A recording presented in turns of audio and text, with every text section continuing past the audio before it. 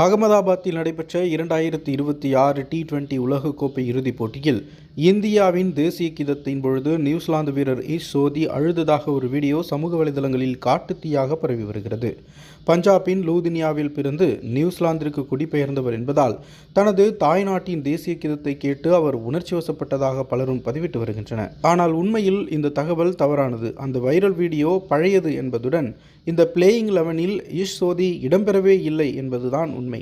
தவறான புரிதலால் இந்த வீடியோ தற்பொழுது மீண்டும் பகிரப்பட்டு வருகிறது. ஆடுகளத்தில் இந்திய வீரர்கள் பேட்டிங்கில் அதிரடி காட்டி நியூசிலாந்து பந்து வீச்சை நிலைக்குலைய செய்தனர். சஞ்சு சாம்சன் 46 பந்துகளில் 89 ரன்கள் குவித்து அசத்த இளம் வீரர் அபிஷேக் சர்மா வெறும் 18 பந்துகளில் அரை சதம் அடித்து மிரட்டினார். இவர்களுடன் ஈஷான் கிஷனும் தனது பங்கிற்கு 54 ரன்கள் சேர்க்க இந்திய அணி 20 ஓவர்கள் முடிவில் இமாலய ரன்களை குவித்தது.